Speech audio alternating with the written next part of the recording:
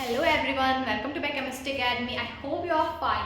तो आज हम यहाँ पे स्टार्ट करेंगे क्लास 10th की मैथ्स के all important question and important topic, क्योंकि सब लोग जानते हैं बोर्ड के एग्जाम आने वाले हैं। 2-3 मंथ में हमारे एग्जाम स्टार्ट हो जाएंगे एंड जिन भी बच्चों को डर लगता है हम कैसे अच्छे नंबर लेके आए मैथ्स में, है ना, तो स्पेशली ये वीडियो उन बच्चों के लिए है जो कि मतलब यहाँ पे कम टाइम में अच्छे मार्क्स यहाँ पे अचीव करना चाहते हैं। ठीक है, तो फर्स्ट में हम ज़्यादा टाइम वेस्ट नहीं करेंगे, सीधे स्टार्ट करते हैं अपना आज का टॉपिक जो कि है रियल नंबर, चाहे एनसीईआरटी बोर्ड या फिर सीबीएसई बोर्ड, तो दोनों के लिए है।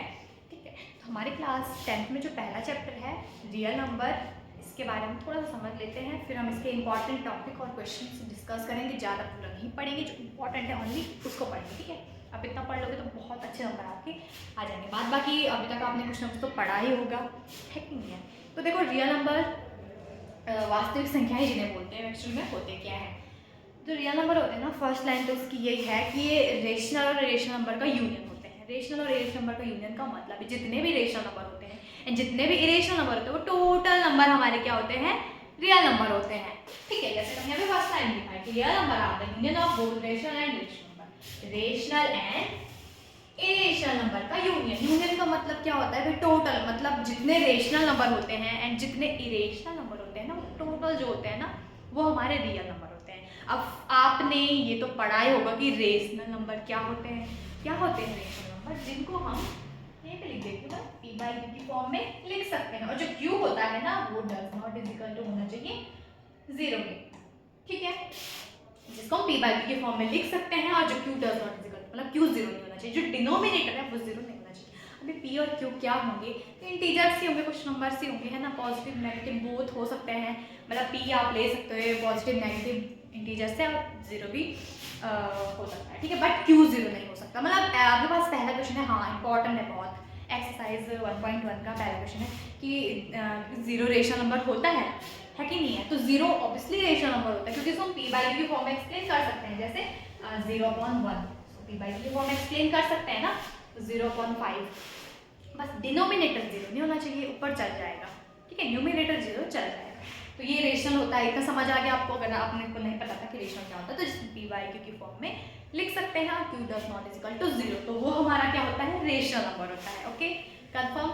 ठीक है, इसके बाद इरेशनल नंबर क्या होता है, देखो सिंपल, रेशनल का जस्ट अपोजिट इरेशनल, जिसको हम p बाई q की फॉर्म में नहीं लिख सकते हैं, वो क्या होता है, इरेशनल नंबर होता है। ठीक है, या फिर नॉन टर्मिनेटिंग नॉन रिपीटिंग, जो डेसिमल एक्सपेंशन होता है वो भी हमारा क्या होता है, इरेशनल।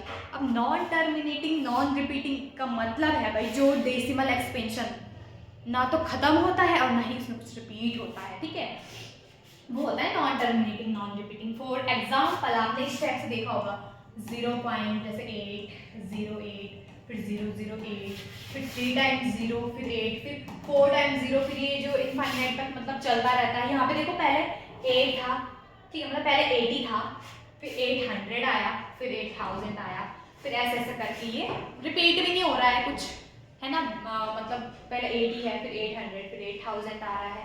तो इस टाइप की, या फिर एक और एग्जांपल ले सकते हो आप, जैसे 0 पॉइंट, चलो 0 और लेते हैं यहाँ पे, हाँ तो नहीं मिल रहा है, चलो जैसे यहाँ पे 1 4 5.7 8 6 7 9 2 0 0 5 6 ऐसे करके चल रहा है। तो यहाँ पे भी देखो कुछ रिपीट नहीं हो रहा। रिपीट का मतलब होता है रिपीटिशन, एक तो इस टाइप से देखा होगा ना, जैसे 47 0.47 47 47 47, तो ये डेसिमल कैसा होता है, नॉन टर्मिनेटिंग बट रिपीटिंग। इसमें ये खत्म तो नहीं हो रहा, इनफाइनाइट तक ये चलता रहेगा, बट ये कैसा है, रिपीटिंग है। 47 मतलब 47 47 47 में रिपीट हो रहा है। 47 नहीं पढ़ेंगे, पॉइंट के बाद के सिंगल सिंगल डिजिट पढ़ी जाती है। ठीक है, तो 0.47 47 47 47 ये क्या हो रहा है, रिपीट हो रहा है, बट ये कभी खत्म नहीं होगा ये। ठीक है, तो ये होते हैं non terminating but repeating decimal expansion, और ये भी रेशनल ही होते हैं, इरेशनल नहीं होते, ये रेशनल होता है।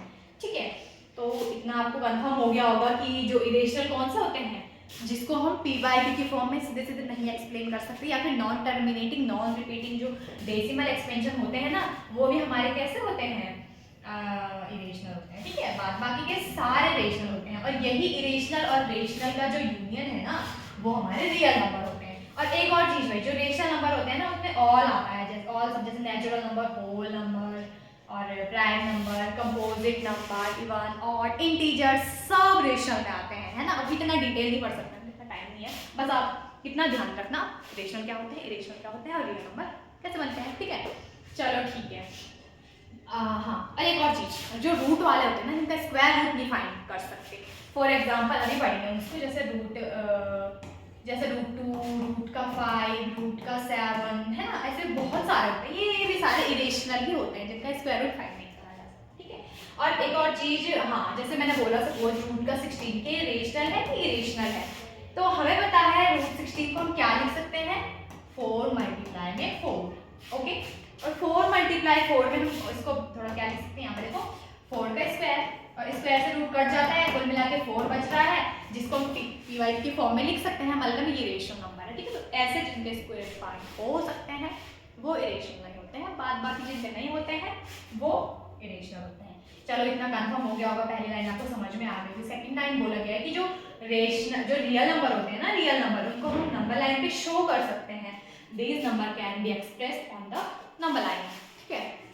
देखो नंबर लाइन कैसी होती है, इस टाइप से आपने देखी होगी, है ना। इसका सेंटर 0 ले लेते हैं, इधर साइड पॉजिटिव, जैसे 1, 2, 3 एंड -1, -2, -3। ये मैंने एक नॉर्मल नंबर लाइन बनाई जो कि 3 पॉजिटिव 3 से नेगेटिव 3 के बीच है। यहाँ पे देखो वही, चाहे 1 है, 2 है, 3 है, -1 है, -2 है, -3 है, ये भी कैसे नंबर है, रेशनल है, मतलब रियल नंबर है। तो इनको हम नंबर लाइन पे शो कर सकते हैं। जैसे मैं बोलूँ सपोज मुझे 1/2 नंबर लाइन पे दिखाना है, 1/2, ठीक है। मुझे क्या करना है, 1/2 नंबर लाइन पे दिखाना है। इसमें तो कहाँ आप इसको दिखाओगे, 1/2 कहाँ पे होगा, देखो अगर मैं 2 का डिवाइड 1 में करती हूँ तो कितना आएगा, 0.5 आएगा, कितना आएगा, 0.5। और 0.5 किसके बीच में होगा, 0.5 किसके बीच में होगा, 0 एंड 1 के बीच में। तो कुल मिला के ये जो हाफ है ना 1/2, 0 और 1 के बीच में होगा, ठीक है। तो यहाँ पे इसको मैं बता सकती हूँ, यहाँ पे कहीं ये होगा 1/2, तो हम ऐसे इसको नंबर लाइन पे शो कर सकते हैं। तो मतलब जो रियल नंबर होते हैं उन्हें हम नंबर लाइन पे शो कर सकते हैं, और जो इरेशनल होते हैं ना, मतलब जैसे रूट वाले नंबर, उनको भी हम नंबर लाइन पे शो कर सकते हैं, ठीक है। ऐसा नहीं है कि सिर्फ हम रेशनल को ही कर सकते हैं, इरेशनल को भी हम नंबर लाइन पे शो कर सकते हैं। एंड अगर आपको याद होगा तो क्लास 9th में आपके पास पहले चैप्टर में था कि इसको लोकेट करो रूट 2 को नंबर लाइन पे, तो उस टाइप से हम करते थे ना, तो वैसे इसको रूट वालों को भी हम एक्सप्रेस कर सकते हैं नंबर लाइन पे, ओके। तो चलो इतना डिटेल में हमें नहीं जाना है, आप समझ गए होंगे कि जो रियल नंबर होते हैं उन्हें नंबर लाइन पे शो किया जा सकता है। थर्ड लाइन है, these number can B both positive और ऑब्वियसली जो हमारे पास रियल नंबर होते हैं ये बहुत होते हैं, पॉजिटिव भी होते हैं, नेगेटिव भी होते हैं, इसमें तो ज़्यादा माइंड नहीं लगाना, ओके। तो इतना आपको समझ में अगर आ गया है ना, आधे से ज़्यादा आपको चैप्टर क्लियर हो गया। बस 2-3 टॉपिक है, उन्हें फटाफट से निपटा दीजिए। इसके बाद नेक्स्ट है हमारा, अब देखो आ गया, इसमें थोड़ा सा प्रैक्टिस करनी पड़ेगी, थोड़ा स्टार्टिंग में ना थोड़ा हाथ ऐसे फिसल रहे हैं, थोड़ा सा जल्दी से नहीं आ रहा। चलो ठीक है, इसमें देखो फंडामेंटल थ्योरम ऑफ अर्थमेटिक। अब ये हमारे पास बहुत इंपॉर्टेंट है। मैं आपको ना इस चैप्टर का, देखो एक होता है ना कि जब हम इंट्रोडक्शन पढ़ लेते हैं ना चैप्टर का, कोई सा भी चैप्टर है, इंट्रोडक्शन का मतलब होता क्या है कि जो उसके डिटेल जिनसे जो भी हमने उस चैप्टर में और पढ़ना है बीच में एक्सरसाइजेस में, तो इंट्रोडक्शन क्या होता है कि उसका मतलब टोटल होता है कि हाँ अभी तक जो मैंने बताया आपको रियल नंबर वो आपको समझ आ गया, ये फंडामेंटल थ्योरम, तो इसी को हम चैप्टर में भी अप्लाई करते हैं एक्सरसाइजेस में। तो अगर इंट्रोडक्शन अगर ध्यान से समझ जाता है ना, तो कुल मिला के उसको पूरा चैप्टर आ गया, ठीक है। तो हम भी यहाँ पे इंट्रोडक्शन समझ रहे हैं। अब देखो फंडामेंटल थ्योरम ऑफ अर्थमेटिक्स के नाम पे इसके टॉपिक में मत जाओ, क्योंकि हमें सुनने की जरूरत बिल्कुल भी नहीं है, मैं हूँ ना आपको अच्छे से एक्सप्लेन करा दूंगी। तो फंडामेंटल थ्योरम अर्थमेटिक क्या बोलती है कि every composite number can be written as the product of prime in one and only one way. यहाँ पे इस थ्योरम का मतलब है, देखो सबसे पहले दो नाम इसमें आपको देखने को मिल रहे होंगे, कौन से दो नाम, कंपोजिट नंबर, नेक्स्ट प्राइम, बस यही दो नाम ध्यान रखो, बाद बाकी ये सब कुछ नहीं पढ़ना है, ओके। देखो कंपोजिट नंबर क्या होते हैं पहले वो समझ लो। मैं एग्जाम्पल यहाँ पे लिखती हूँ, क्या लिखूँ, 40, ठीक है, 40 है। कंपोजिट नंबर कौन से होते हैं, जिनके ना 2 या 2 से ज़्यादा फैक्टर हो सकते हैं, ठीक है, जिनको हम 2-3 फॉर्म में लिख सकते हैं, 2 या 2 से ज़्यादा फॉर्म में लिख सकते हैं। जैसे 40 है ना, इसको कई टाइप से लिख सकते हैं, जैसे एक लिख सकते हैं हम 40 × 1, एक लिखते हैं एक लिख सकते हैं 40 मल्टीप्लाई 1, एक तरीका ये हो गया। दूसरा तरीका हम लिख सकते हैं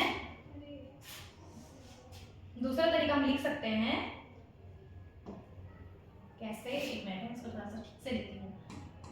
40 है, एक तरीका ये हो गया। दूसरा तरीका मैं लिख सकती हूँ 20 मल्टीप्लाई 2, तीसरा मैं लिख सकती हूँ 10 मल्टीप्लाई 4। चलो इतना बहुत है, और भी बहुत सारे, सिर्फ 8 मल्टीप्लाई 5 है ना, 8 मल्टीप्लाई 5 भी है, 8 मल्टीप्लाई 5। तो इतने तरीके से मैं इसको लिख सकती हूँ। कुल मिला के इसके 2 या 2 से ज़्यादा फैक्टर है ना 40 के, तो जो भी नंबर जिनके 2 या 2 से ज़्यादा फैक्टर होते हैं वो कंपोजिट नंबर कहे जाते हैं।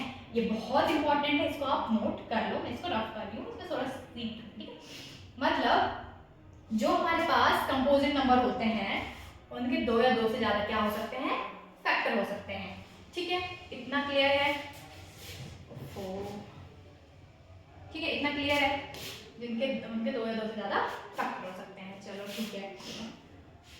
जैसे अगर इसमें ना एक इंपॉर्टेंट क्वेश्चन ये बनता है कि सबसे स्मॉलेस्ट कंपोजिट नंबर कौन सा होता है, 4 होता है, क्योंकि जो 4 है ना, इसको हम कैसे लिख सकते हैं, 4 मल्टीप्लाई 1 एंड 2 मल्टीप्लाई 2, तो 4 होता है भाई सबसे छोटा कंपोजिट नंबर। ठीक है, इतना आपको क्लियर हो गया होगा कि कंपोजिट नंबर क्या होता है जिसके 2 या 2 से ज़्यादा फैक्टर होते हैं। अब जस्ट इसका अपोजिट प्राइम नंबर होता है, इसको भी समझ लो कि प्राइम नंबर क्या होता है। देखो जिसके ना जो सिर्फ खुद की टेबल में आता है ऐसे समझ लो, या फिर जिसके फैक्टर जिसको हम और छोटा नहीं तोड़ सकते। जैसे 4 को हम 2 फॉर्म में लिखा हमने, 4 मल्टीप्लाई 1 और 2 मल्टीप्लाई 2।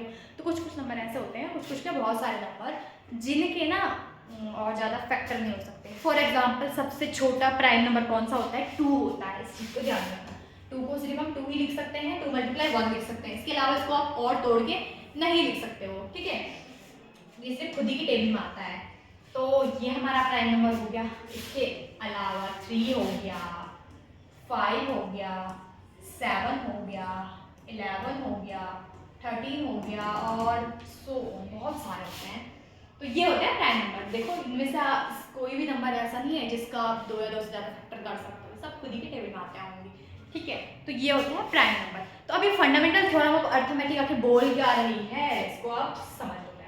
देखो फंडामेंटल अर्थमेटिक थ्योरम ये बोल रही है कि जो कंपोजिट नंबर होता है, कोई भी कंपोजिट नंबर, ठीक है, जब हम उसके फैक्टर करते हैं ना, ठीक है, जैसे मैंने यहाँ पे एक कंपोजिट नंबर ले लो, कुछ भी छोटा सा बड़ा सा, 20 कंपोजिट नंबर है, इसके 2 या 2 से ज़्यादा फैक्टर हो सकते हैं।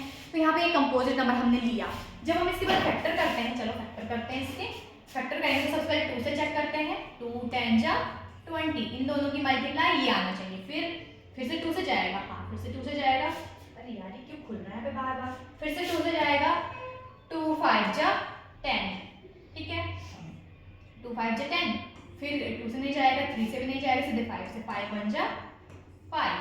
तो फिर हमने एक कंपोजिट नंबर लिया, इसके हमने फैक्टर कर दिया। तो फंडामेंटल थ्योरम ये बोलती है कि कोई भी कंपोजिट नंबर लोगे आप, जब आप उसके फैक्टर करोगे ना बल, तो जो नंबर आते हैं सारे प्राइम नंबर आते हैं, ये इधर साइड वाले, ये वाले कौन से नंबर आते हैं, ये प्राइम नंबर आते हैं। चलो चेक कर लेते हैं, हमने 20 लिखा, इजिकल टू क्या है, 2 आया, मल्टीप्लाई में 2 आया, मल्टीप्लाई में 5 आया। अभी हमने देखा था कि 2 सबसे छोटा प्राइम नंबर होता है, उसके बाद 5 भी प्राइम नंबर होता है। ठीक है, तो ये बोलती है थ्योरम कि कंपोजिट नंबर का जब फैक्टर किया जाता है ना, तो जो आते हैं ना उसके फैक्टर भी सारे प्राइम नंबर होते हैं। इसके अलावा प्राइम नंबर, मतलब प्राइम नंबर के अलावा कोई अदर नंबर नहीं आता है, इतना आप ध्यान रखना। ठीक है, तो ये तो इसमें क्या था, चलिए आपको समझ आ गया होगा। मतलब कुल मिला के आपको सिर्फ ये फंडामेंटल थ्योरम में यही समझना है कि कंपोजिट नंबर क्या होता है, प्राइम नंबर क्या होता है। ठीक है, और जो कंपोजिट नंबर होता है जब उनके फैक्टर करते हैं तो कौन से नंबर आते हैं, प्राइम नंबर हमें मिलते हैं। ठीक है, ओनली प्राइम नंबर हमें मिलते हैं। चलो ये भी क्लियर हो गया। इसके बाद नेक्स्ट है कि HCF and LCM using prime factorisation. LCM और एचसीएफ फाइंड करो बल प्राइम फैक्टराइजेशन मेथड से। बहुत सिंपल है, ऐसे क्वेश्चन है, एग्जांपल ले लेते हैं। यहाँ पे समझा एक्सप्लेन कर रही हूँ, ठीक है, ये वाला यहाँ पे एक्सप्लेन कर रही हूँ। एक एग्जांपल ले लेते हैं, सरल सा एग्जांपल, इजी सा एग्जांपल, 12 एंड 15 ले लेते हैं। ठीक है, ये मैंने 2 नंबर लिए, हमें इसका प्राइम फैक्टराइजेशन से एलसीएम और एचसीएफ निकालना है। अब प्राइम फैक्टराइजेशन सुन के ना कंफ्यूज मत होना, प्राइम फैक्टराइजेशन क्या है, या फिर हाँ ये प्राइम फैक्टराइजेशन क्या है, सो सिंपल, बस फैक्टर करना है हमें। कौन से नंबर मिलेंगे, कंपोजिट नंबर, ये दोनों कंपोजिट नंबर है ना, हाँ कंपोजिट नंबर है, इनके फैक्टर करेंगे, कौन से नंबर मिलेंगे हमें, प्राइम नंबर मिलेंगे, है ना। बस उससे आप एलसीएम एचसीएफ निकालते हैं वैसे निकालने से पहले चलो पहले फैक्टर कर लेते हैं कि जरा से ना 12 के फैक्टर क्या क्या हो जाएंगे साइड में कर लेती हूँ मैं। 6 2 जा, अरे रख क्यों हो रहा है ये, 6 2 जा 12, 2 3 जा 6 एंड 3 1 जा 3, ऐसे करते हैं 12 का फैक्टर। अब 15 का फैक्टर भी कर लेते हैं। 2 से तो जाएगा नहीं, 3 5 जा 15, ठीक है। 5 1 जा 5 3 निकाल जाता होगा, आपको फैक्टर करना है।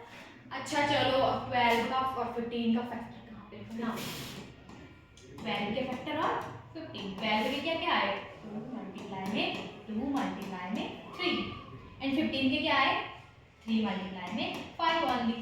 चलो ठीक है 5 ठीक से लिखी है। अब हमें पता है कि हम एचसीएफ कैसे फाइंड करते हैं। एचसीएफ इज इक्वल टू कौन किसका 12 एंड 15 का एचसीएफ, यानी कि हाईएस्ट कॉमन फैक्टर कैसे निकालते हैं। जो दोनों में ना कॉमन नंबर होते हैं ना वही एचसीएफ होता है। तो दोनों में कॉमन क्या है, 2 इसमें है इसमें है नहीं है तो 2 नहीं हो जाएगा, 2 इसमें है इसमें नहीं है तो 2 भी नहीं हो जाएगा, 3 इसमें भी है इसमें भी है तो एक कॉमन क्या हो जाएगा, ये 3 हो जाएगा, ठीक है। तो 3 आ गया मल्टीप्लाई, 5 इसमें है बट इसमें नहीं है, तो कुल मिला के 12 और जो 15 का एचसीएफ है वो कितना आया 3 आ गया, ठीक है। अब ये तो बहुत इसको मिटाना पड़ेगा, 3 आ गया। अब फैक्टर लिखूँ 2 मल्टीप्लाई में 3 एंड 15 के 3 मल्टीप्लाई में 5। अच्छा इसी तरीके से एलसीएम निकालें, एलसीएम यहाँ पे देख लो ना, एलसीएम इसका 12 और 15 का प्राइम फैक्टराइजेशन करा हमने और नॉर्मल जैसे निकालते हैं वैसे। अब लोएस्ट कॉमन फैक्टर इसमें क्या होता है, देखो टोटल नंबर हमें लेने हैं। जैसे कोई नंबर अगर दोनों में डबल बार है ना तो वो कहाँ से उठाना है हमें, जहाँ वो सबसे ज़्यादा बार होगा। जैसे इसमें 2 मल्टीप्लाई 2 है तो एलसीएम के लिए हम यहाँ पे क्या लेंगे 2 मल्टीप्लाई 2 ही ले लेंगे, बस ऊपर दिया 2 नीचे नहीं है चलेगा। 3 यहाँ पे 1 टाइम है, 3 यहाँ पे भी 1 ही टाइम है तो 1 ही टाइम 3 लेंगे और 5 भी लेंगे, मतलब छोड़ना कोई सा भी नंबर नहीं है। हाँ अगर किसी में ऐसा होता है बाई चांस इसमें एक और 2 होता है, इसमें 2 होता है, इसमें 2 2 है इसमें एक, तो हमें ज़्यादा वाला लेना है कम वाला छोड़ देना है, ठीक है। बस इसमें है नहीं तो बस ज़्यादा वाला लेना मतलब 2 2 लेना है और ये वाला 2 नहीं लेना है, डबल टाइम नहीं लेना है। जहाँ पे ज़्यादा बार होता है वो ले लेते हैं, जैसे 2 मल्टीप्लाई 2 हमने ले लिया, 3 ले लिया 5, मतलब छोड़ना कोई सा भी नंबर नहीं है, चाहे वो एक ही में है दोनों में नहीं भी है। 2 2 जो 4 4 3 जो 12 और 12 5 जो 16, तो हमें यहाँ पे एलसीएम मिला कितना 16। तो ऐसे करना है प्राइम फैक्टराइजेशन, बस हो तो गया। एक एग्जांपल लिया हमने, मतलब जो भी आपके पास एग्जांपल्स होगा उसमें आपको सबसे पहले प्राइम फैक्टर करना है, प्राइम फैक्टर कंफ्यूज मत होना, कुछ फैक्टर करना है नॉर्मल। इसके बाद जैसे निकालते हैं highest common factor lowest common factor और हमारा निकल गया बस। तो ये होता है हमारा LCM and HCF. I think आप इसको स्क्रीनशॉट ले लो और इसको नोट कर लेना और एग्जांपल्स वगैरह वगैरह सॉल्व कर लेना, ठीक है। चलो ठीक है, इसके बाद नेक्स्ट है हमारा बहुत बहुत बहुत इम्पॉर्टेंट, बहुत बहुत ज़्यादा इम्पॉर्टेंट, आ गया क्या या क्लियर कर देती हूँ मैं। अब दिख रहा है ना relation between HCF, relation between LCM and HCF, most important. तो स्टार लगा हुआ तो पढ़ना ही पड़ेगा, बात के दोनों वो भी बहुत बहुत इंपॉर्टेंट थे और ये और भी इम्पॉर्टेंट है। Relation between LCM and HCF पढ़ा होगा आपने ये कि रिलेशन क्या होता है, first number multiply second number is equal to LCM is equal multiply HCF, ठीक है। अब इसमें फर्स्ट नंबर सेकंड नंबर क्या होगा, देखो यहाँ पे एक एग्जांपल से समझते हैं। पहले आप इस रिलेशन को ध्यान रखना, एक नंबर में भी पूछा जाता है ऑप्शन में, ठीक है, कि कौन सा वाला करेक्ट है। चलो 12 और उससे को ले लेते हैं, 12 और 15 ही ले लेते हैं फिर और अच्छे से आप क्लियर हो जाएगा, है ना। देखो मैंने यहाँ पे 12 और 15 लिया है ना। अब मैं बोलूँ यहाँ पे एंड मैंने यहाँ पे सपोज बोला कि एचसीएफ कितना आएगा हमारा, एचसीएफ एलसीएम ले लेते हैं 60 आएगा ना हमारा एलसीएम कितना है 60 है। फिर आएगा आपके पास क्वेश्चन कि फाइंड एचसीएफ और बोलेगा कि रिलेशन को यूज करो, जो हमारे पास रिलेशन होता है एलसीएम और एचसीएफ में उस रिलेशन को यूज करो एंड यहाँ पे एचसीएफ फाइंड करो, मतलब किसी और तरीके से नहीं करना, रिलेशन से करना है, ठीक है। और यहाँ पे आपका क्वेश्चन नंबर एक्सरसाइज 1.1 का question number fourth question, exercise 1.1 का क्वेश्चन नंबर 4 बहुत इंपॉर्टेंट है, ठीक है, इसको जरूर सॉल्व कर लेना आप। चलो ऐसा करा देंगे। अब देखो भाई यहाँ पे मैंने एग्जांपल लिया 12 15, इस रिलेशन से करेंगे हम इसको प्रूफ, ओके। अब देखो सबसे पहले गिवन है हमारे पास, क्या गिवन है हमारे पास, फर्स्ट 12 है। ओके, नेक्स्ट सेकंड नंबर क्या है? 15 है। ठीक है, हमें क्या दे रखा है? एलसीएम दे रखा है, 60 दे रखा है एलसीएम, है ना। हमें फाइंड क्या करना है? एलसीएम। सो सिंपल, फॉर्मूला ऊपर लिख रखा है, इसी को अप्लाई कर देते हैं। क्या होता है formula? First number into second number, first number into first number 12 into second number 15, 12 into 15 is equal to LCM HCF. LCM है 60, उसकी जगह पे 60 आ जाएगा। एचसीएफ कुछ नहीं है तो एचसीएफ ही ले लेते हैं हम यहाँ पे। बस अब क्या करना है? कुछ नहीं, मल्टीप्लाई कर दो। 12 का मल्टीप्लाई 15 के साथ करेंगे तो कितना आएगा? 12 50 जो होता है 180। अब आप मल्टीप्लाई कर लेना, इज इक्वल टू में 60 मल्टीप्लाई एचसीएफ। देखो आपको इतना तो पता होगा, हमें फाइंड क्या करना है? एचसीएफ फाइंड करना है ना। तो ये 60 एचसीएफ के साथ मल्टीप्लाई में है, हमें उसको एचसीएफ का सिंगल जोड़ना है। कुल मिला के 60 को इधर साइड लेके जाना है, इक्वल के इधर लेके जाना है। और जो कोई चीज़ मल्टीप्लाई में होती है इक्वल के इधर तो डिवाइड में आती है। तो एचसीएफ के साथ 60 मल्टीप्लाई में हो, बराबर की इधर आएगा तो डिवाइड में आएगा 80 को। तो क्या हो जाएगा? 180 मल्टीप्लाई में 60 इज इक्वल टू में एचसीएफ। 60 का डिवाइड 61 जा 60, 63 जा 180। कहाँ पे लिखती हूँ? तो हमारा जो एचसीएफ है वो कितना आ रहा है? 3 इक्वल टू एचसीएफ। बस। और इससे पहले जब हमने प्राइम फैक्टराइजेशन से करा था तब भी हमारा एचसीएफ 3 आया था ना। तो कुल मिला के इस क्वेश्चन मतलब ऐसे सॉल्व करते हैं रिलेशन से। एचसीएफ क्या आ जाएगा आपको? यहाँ पे 3 आ जाएगा, तो मैंने लिख दिया है। देखो जब भी आपके पास ऐसा होगा ना, दो डिजिट आपके पास, दो नंबर आपके पास दे रखे होंगे, रिलेशन से आपको प्रूफ करना है, तो फॉर्मूला ये है first number into second number is equal to LCM. इसमें से एक चीज गिवन हो गया तो एलसीएम गिवन होगा या तो एचसीएफ गिवन होगा, जरूरी नहीं है। कभी कभार हमारे पास एलसीएम एचसीएफ दोनों गिवन होता है और फर्स्ट नंबर है सेकंड नंबर, इसमें से एक गिवन होगा और एक हमें यहाँ से भी निकाल सकते हैं। इस फॉर्मूले को आप 3-4 टाइप से अलग अलग टाइप से लिख सकते हैं। अभी कराएंगे, हम सारे क्वेश्चन कराएंगे, आप वेट कर सकते रहिए। तो इतने तो हमारे अभी तक 3 मतलब टॉपिक, एक लास्ट टॉपिक छूट रहा है हमारा कि जैसे रूट वाले होते हैं उनको इरेशन प्रूफ करना। ठीक है, तो अगर आपको वीडियो पसंद आई है तो वीडियो को लाइक और चैनल को सब्सक्राइब कीजिए अगर आप चैनल पे नए हैं। ठीक है, और जल्दी से कमेंट करके बताइए कि आपको और क्या क्या कौन से टॉपिक क्लास 10 की मैथ्स में पढ़ने हैं। ठीक है, और इसके नेक्स्ट वाले लेक्चर में हम यहाँ पे बहुत इंपॉर्टेंट है कि रूट वालों को प्रूफ करो कि इरेशनल है। सीधे 5 नंबर में आता है, 3 नंबर में आता है, बहुत इंपॉर्टेंट है। ठीक है, और आता जरूर है, चाहे हमारा एनसीईआरटी बोर्ड हो सीबीएसई बोर्ड है, बहुत इंपॉर्टेंट। उससे हम 2 दिन प्रैक्टिस कर लेंगे क्वेश्चन की। ठीक है, तो जल्दी मिलेंगे नेक्स्ट वीडियो में।